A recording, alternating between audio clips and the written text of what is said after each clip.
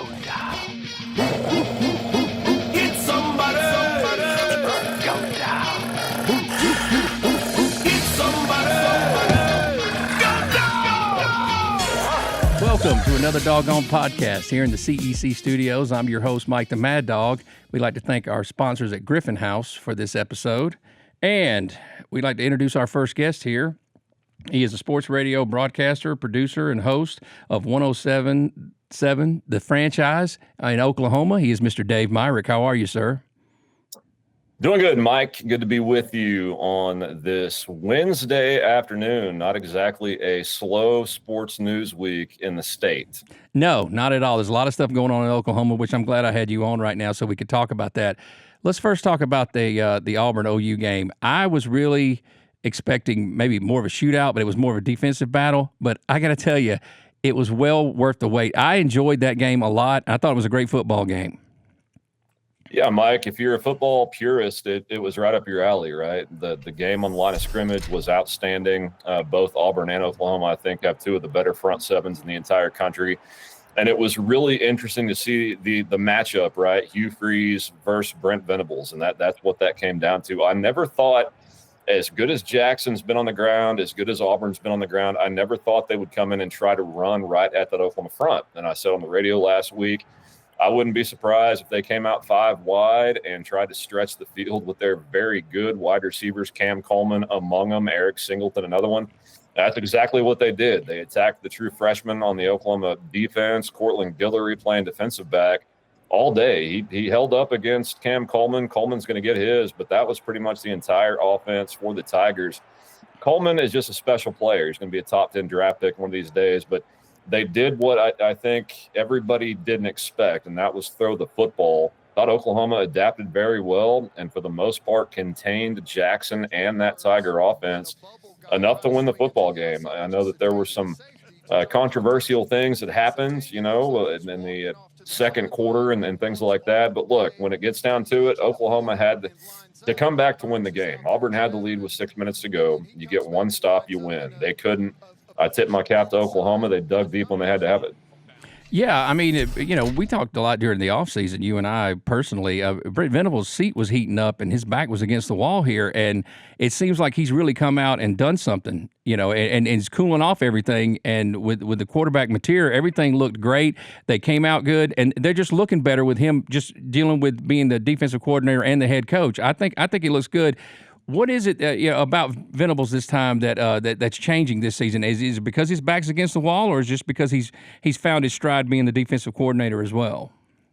I think a bit of both, Mike. When you look at the changes the administration made in the offseason, they brought in Jim Nagy to handle a lot of the administrative duties that took that off of Brent, right? And it was basically, here's a whistle, go do your thing, coach the defense. We went out and got you the best OC available in college football with Ben Arbuckle.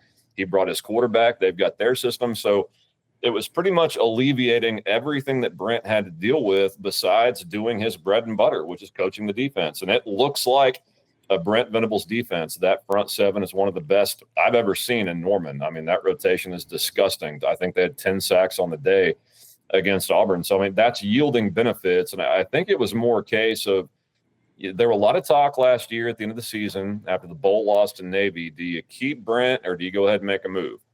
I think the Oklahoma administration said, we're going to keep him, but we're going to give him all the help he needs to win football games. I think what they did by bringing in Ben Arbuckle, by bringing in John Mateer, Jaden Knott hadn't been a factor at all yet, but I think the moves they made really helped Venables focus on just the defense and being a football coach, and it shows. Yeah, they look night and day different from last year. I know, and I was glad because it seemed like when they came in last year, the two teams that came into the SEC, everybody was only talking about Texas. Nobody even brought up, Oklahoma. And I was a little disappointed in that because I knew Oklahoma was a good football team. And now it seems, now it seems a little bit different with Arch Manning having his struggles. And now, Brent Venables looking better on defense and then having Mateer. It just seems a little different now. And I like the change. I'm not saying I'm trying to disrespect Texas, but there were two teams that came in and they didn't even mention you guys. And I thought that was wrong. Yeah, it was kind of weird. I was at in media days last year in Dallas, Oklahoma and Texas's first go around in the SEC. It might have seemed like that on the outside. I can tell you the media members of the SEC were very excited to have Oklahoma, and there was a lot of talk about the Sooners joining. If you remember last year, I think Oklahoma entered a top 15 in the country to start the season. It didn't play out that way, and as it started to kind of get past the midway point, then all the talk shifted towards Texas, and that's all we heard all offseason, and rightfully so. That they made the playoffs last year. Oklahoma finished with a losing season, but you're right. This year, we talked about it on a show last week, how things have started to change regarding Texas and Oklahoma. Before the season, it was, no doubt, in Dallas in October, the Longhorns will beat Oklahoma, and they're going to have a better season. To where, last week it's kind of like, man, I'm not so sure. Oklahoma's looking pretty stout, and they've got good quarterback play, and then Arch isn't really lighting the world on fire yet. So, that paradigm shift started to happen, and of course, probably took a bit of a hit with the news breaking yesterday about John Mateer. Yeah, let's talk a little bit about that. When exactly, because I was watching that game, and we talked about this a little bit before the podcast. When exactly did that happen? Because you said it happened probably first quarter, and he managed to play on through it. And I thought that was very admirable of him to not just, say, oh, my hand hurts and get out of the game, because I saw him play through it. He didn't look like he was hurt at all.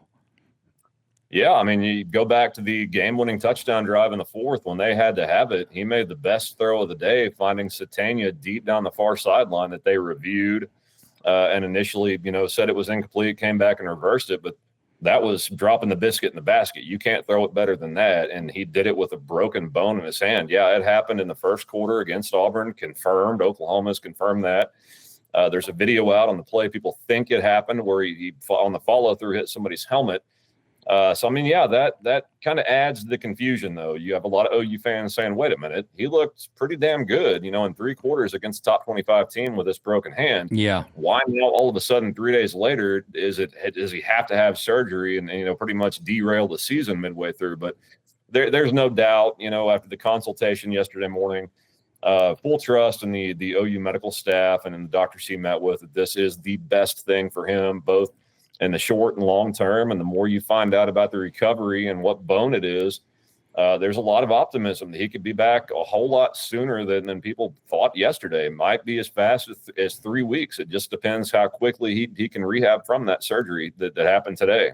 Yeah, you said something, and we were texting back and forth, and you said it was going to be out. How many weeks did you say he was going to be out to start with?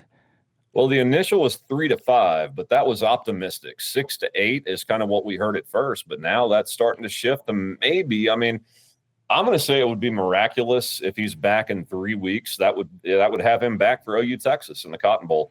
I don't see that, Mike, to be honest with you. I think that would be rushing him back, and I don't think they're willing to do that. You can lose to Texas and still have a season. If you lose Mateer, you're done for good. So even if that game ends up being a loss in the Cotton Bowl, which OU fans would absolutely hate and would make Brent Venables 1-3 against the Longhorns, I still don't think they try to rush him back before that. Well, let's talk about the backup quarterback. What's his situation? How well does he know the offense? Do you have faith in him to be able to get you through maybe 3 or 4 games until Mateer can come back? The Oklahoma staff, Brent Venables, met with the media via teleconference today and talked a lot about Michael Hawkins. That's the backup. He came in and spelled Jackson Arnold last year against the Tennessee game at home and ended up earning the starting spot. His first ever start came on the road at Auburn last year, and Oklahoma won that game. Michael Hawkins was a big reason for that. He would struggle against Texas and South Carolina, lose the spot back to Jackson last year. But Michael Hawkins was a true freshman. He'd been in high school the year before last, not expected to play at all last year, just kind of thrust into duty. And he looked like a true freshman. Now, that being said, he decided to stay at Oklahoma. He didn't transfer out. He wants to be a Sooner. I think there's something to be said for that. And, Ben Arbuckle's been here for, 8 months. So, however much he's been able to work and take reps in Arbuckle's system, I think will yield results. The good thing I can say about Michael Hawkins, he's got a whole lot better team around him this year. The skill guys are a lot better. I think when he played last year, you had 5 wide receivers hurt, the top 5 on the depth chart.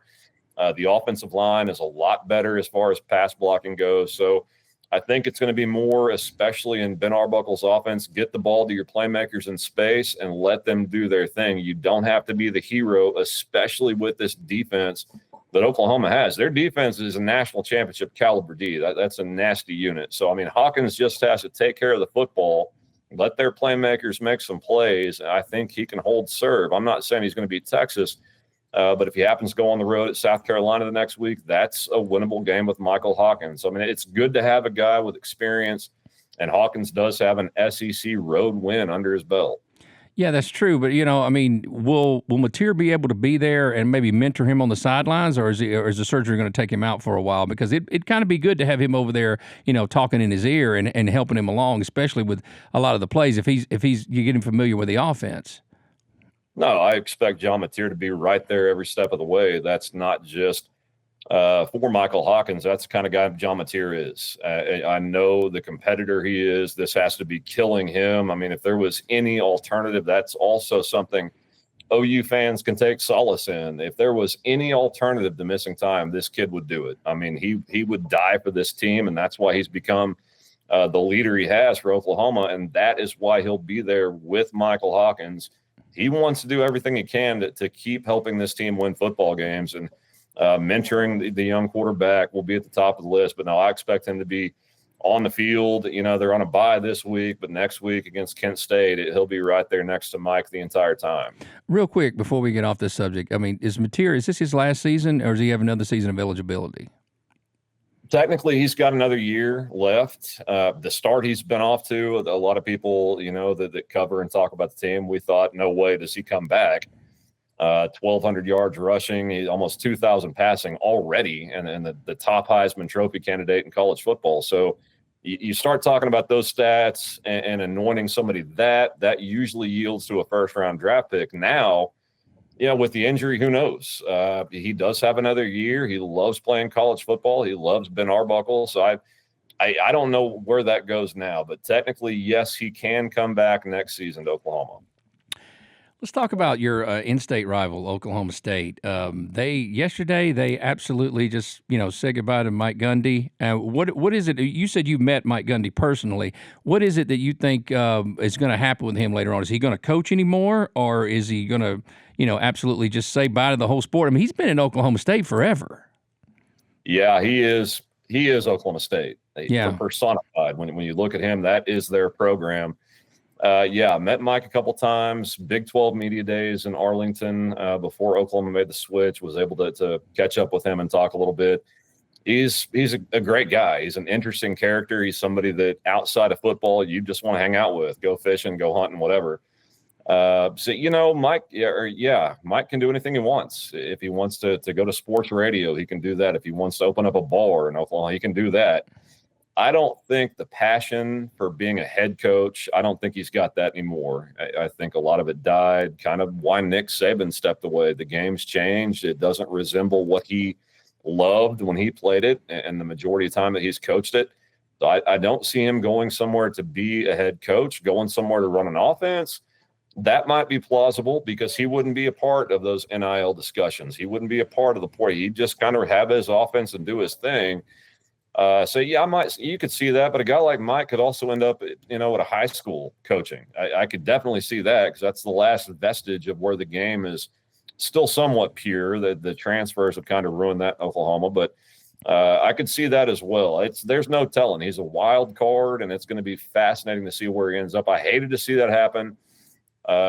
Again, there's nothing that personifies Oklahoma State more than Mike Gundy, both as a player. I mean, he went to Midwest City High School in Oklahoma, committed to the Cowboys. He had some great wars with Oklahoma, great years with Spencer Thurman and Barry Sanders and those guys, and won a lot of football games, then comes back to coach them. And he's been the best coach they've ever had. I hated to see the way that ended for him.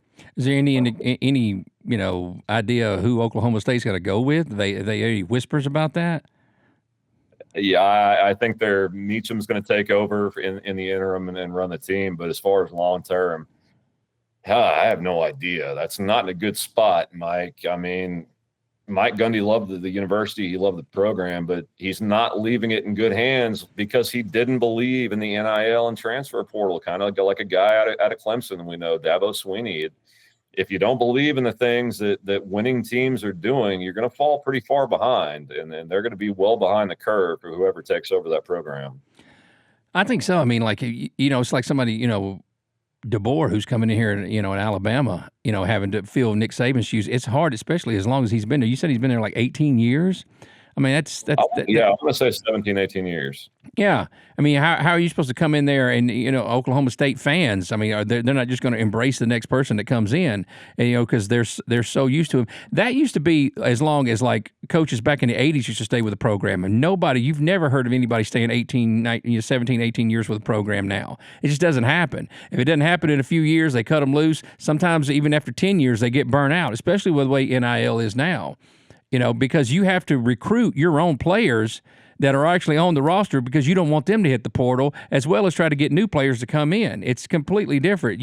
Nobody stays committed because they're one ticked off day away from just going, I don't want to do this anymore. I'm not going to play here anymore. I don't like the way you coach. And they're just going to leave. And they're able to do it. And other programs are dying to get them because they recruited them anyway. So I completely understand why a lot of coaches are getting out of that, because it's frustrating to have to worry about not only bringing new players in, but worrying about the people on your roster. I don't understand that. I think something has to be done pretty soon about that. No, I agree, and I think we talked about this on the radio last week. I think a good step would be to go back to the old transfer rules, right? If you want to transfer, fine, but you're going to sit out a year if you do it.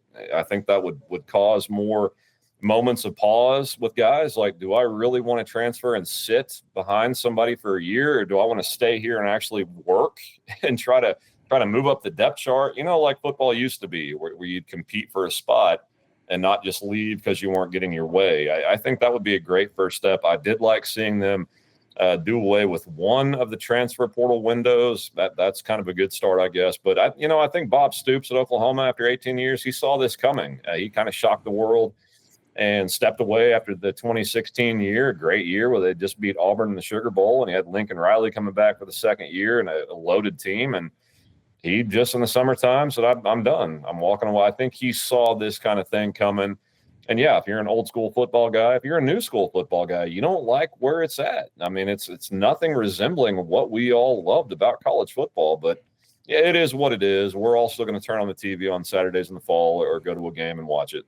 Yeah, I've said this 1,000 times with my friends. I said, look, college football is like a best friend you've had since you were 5. No matter what changes, they're still going to be in your life.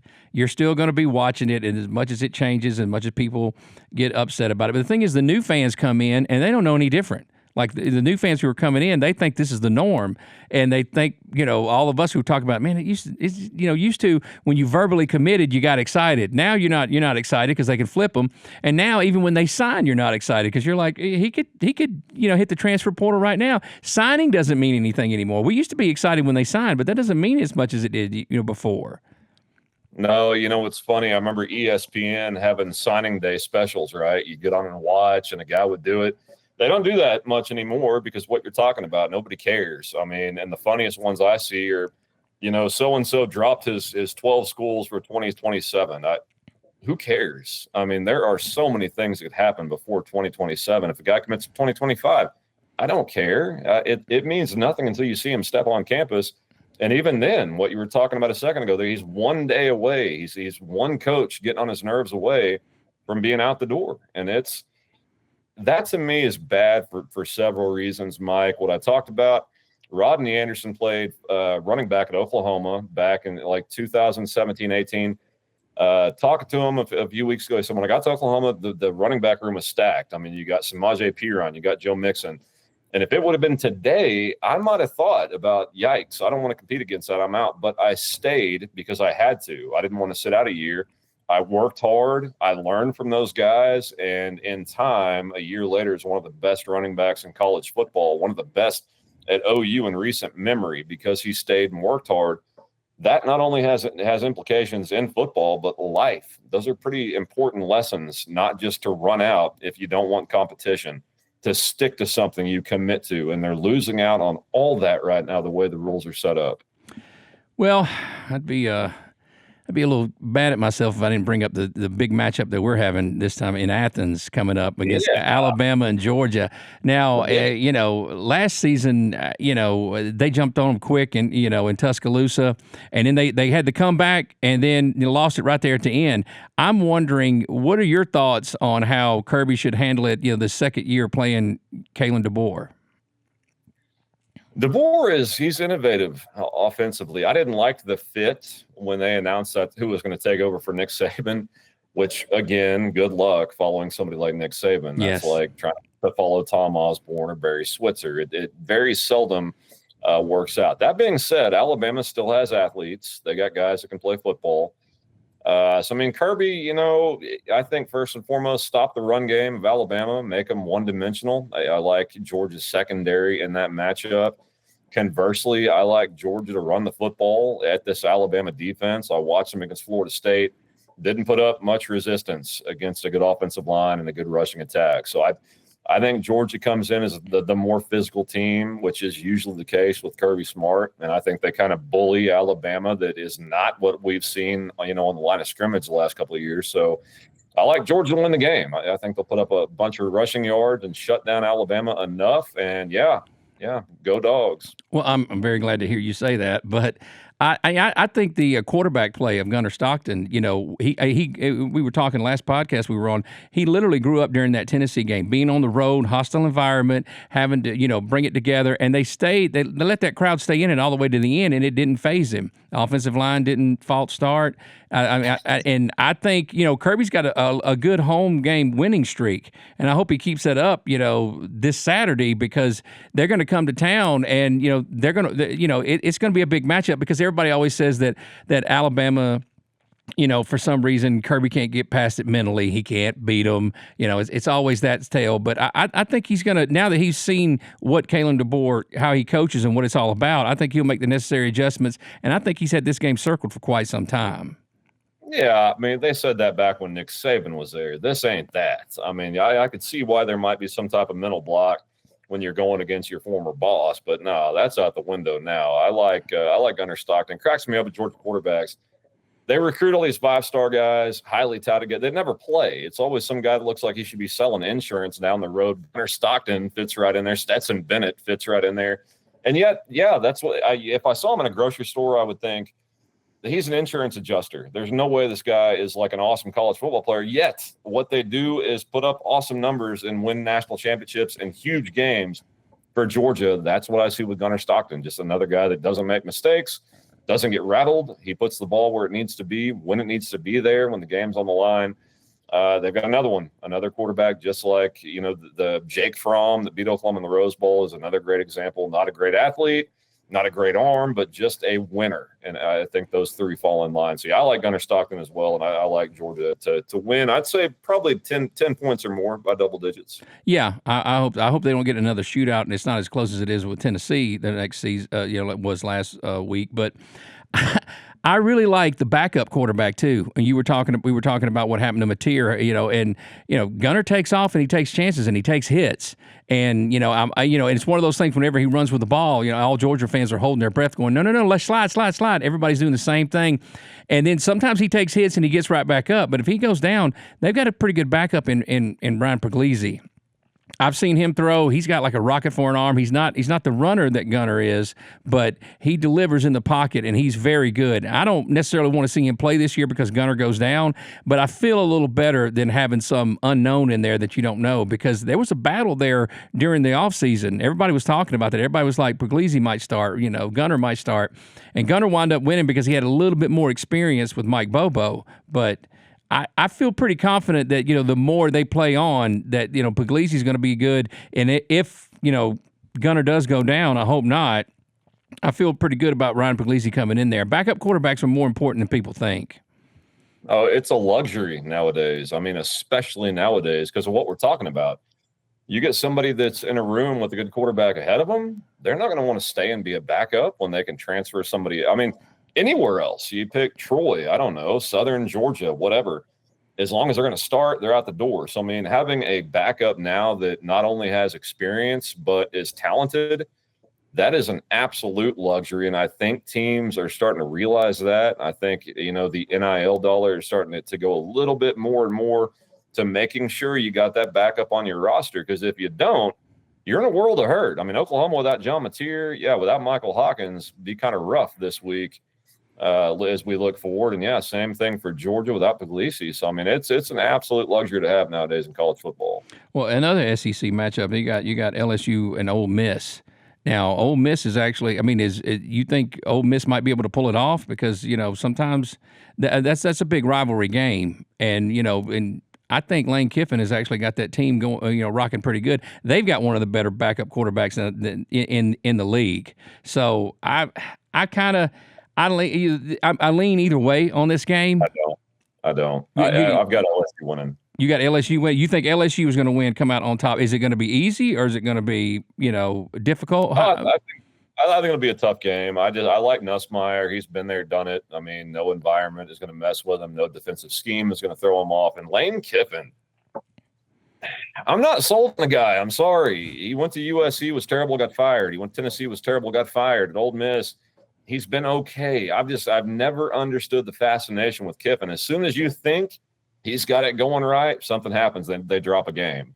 I'm not saying that's going to be this weekend or that will be like the case here. I just pick them to lose against LSU because I think LSU is a better team. But Lane must be an awesome interviewer because every time there's an open, position coach-wise across the country, you always hear Lane Kiffin's name. It always makes me scratch my head. What am I missing here about the guy? So, Brian Kelly's not going to end up in the Hall of Fame either. I mean, I don't think he's that great of a coach. I will say I think LSU has more and better athletes across the board than Ole Miss right now. And again, Nussmeier's an NFL quarterback, and he's been there and done it. See, I've got the Tigers winning that one. So you think the Tigers are just going to come in there and absolutely – is it going to be close? I mean, what's the point spread that you feel like it's going to be?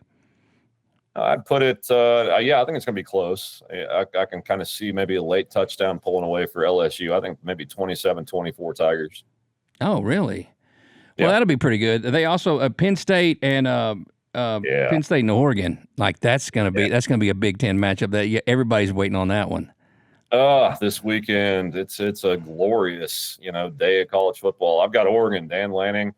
For one reason, James Franklin is still the coach of Penn State. He has never won a big game that I recall, and I don't see it happening here. Oregon across the board is really good. Shocker. Dan Lanning is one of the best up-and-coming coaches in college football. And I think Oregon's speed will be too much for the Nittany Lions. I've got that one also a close game, but a lot higher scoring, like 41-34 Oregon. Yeah, Washington and Ohio State play too as well, right? Like that's going to be a big deal. And I think the Buckeyes are going to pull that one out. Yeah, I do too. They're really good. I mean, I watched the Texas game. They got an elite defense. Sayan is okay at quarterback. He's enough to manage a game, not make mistakes, do the right thing. Jeremiah Smith, probably the best wide receiver in college football. Just throw it up to that guy, let him make plays. And I've got again across the board, athlete for athlete, no contest, Ohio State over Washington. It's interesting you say that. Sometimes with a really good defense, all you need is a quarterback that doesn't screw things up. He just needs to make sure that he holds on to the ball, puts the ball in the right place, doesn't make bad decisions, throws it away when he needs to, and just, put him in a position to win the game. Because sometimes elite defenses win championships. And, it could be the same thing with Oklahoma here. They got that elite defense. They just need the backup quarterback until Mateer can come back just to, not to make any mistakes. Hand the ball off and go from there. That's exactly right. I think if there's one thing that can give Oklahoma fans hope, it's that Hawkins has experience. He has SEC road experience, which Auburn is a very hostile environment. I think it's a tough place to play, and that they were up for that game. He was able to go in there and withstand that and come out with a win. But, this year, just get the ball to your playmakers. Hold serve, Mike. That's the entire thing, right? You don't have to be a hero. You've got one of the nation's best Ds behind you. You got really good special teams play, and you got playmakers. So, just don't do anything to screw it up. I'm not going to use the term game manager because I hate that saying. Yeah. But just be a good college quarterback. You don't need to be elite with the weapons they've got. Yeah, I think so too. And you were talking about playing in the road to Auburn. Auburn, every time Georgia goes there, it doesn't matter how bad Auburn is that season. That place, I've been in that stadium. It is like crazy voodoo going on in that place. It is a hard place to play. I don't know why, but even a couple of years ago when Georgia had to go there and they had a great team, they still only won by 7 points. Like, it was insane to play there. And you can't count out Hugh Freeze. I mean, he's a good offensive mind. Like I said, going back to the game with Oklahoma this past week, I thought it was a great matchup. Like you said, it was like a chess game between Hugh Freeze's offense and Venables' defense, and they wind up coming out on top. And like I said, I hope Oklahoma does well. Even with a backup quarterback. I'm not just saying that. I would like to see them, come into the SEC and actually compete. I know nobody wants to see anybody come in and just, they came from the Big 12 for a reason, and they're in the conference now, and I'd like to see them do well. And I'm tired of hearing Texas this and Texas that. Oklahoma came in here too. So let's talk about them a little bit more. And I think that, I think that's a little sad that they didn't bring them up more. Yeah, I mean, over and above fandom for just being bummed out for Oklahoma, it is like a kick in the soul, because everything that we talked about leading up to the season, you don't know what's going to be what. Brent's on the hot seat. You think the moves they made will yield benefits, and then you start to see it. They beat Michigan, who's a really good football team, and you're like, all right, now do something else. They go on the road. They take care of Temple 42-3. They come back for another big game. You're like, all right, now string two of these together. They beat Auburn, and it's like, all right, they're where they needed to be at the midway point heading to Dallas. We all talked about, if Oklahoma can get to Dallas and OU Texas undefeated, that's a win. That's where they needed to be. They took care of the two tough teams they had at home, and they're there. And all of a sudden, a few days after they get there, they get the news that why they're there is out with a broken hand. So that's a kick to the soul, over and above fandom. I was just really intrigued by Oklahoma because of the defense I've seen them play, how good Mateer is, and what this offense can develop into. The more they keep going through reps, everybody's got to remember Arbuckle is new. He's only been here a matter of months, not even a year yet. So the more reps they keep taking, the more live practice, the more live games, that offense is going to keep getting better and better. So is the rushing offense to then pair with that defense. Had me really curious what this team could look like once we start getting to weeks 8, 9, and 10, when we're starting to talk about SEC championship. Are they going to be one of the teams vying for that? I really think without this injury, without a doubt, they would have been. They host LSU, the season finale in Norman. And to me, before this week, and then it could still end up being there, but that game to me was going to be pretty important in Norman to wrap things up with a lot riding on it for both teams. Well, we especially wish Mateer a speedy recovery. I hate that to happen to any student like that, student athlete. It's not fair. The kid was on a roll, and I really wish he would have done well. But anyway, we're going to wrap things up here. I'd like to thank you for coming on here, Dave. I really appreciate your time. And we would like to thank Griffin House for the sponsor. And this has been another episode of Another Doggone Podcast. And doggone it, I'm out.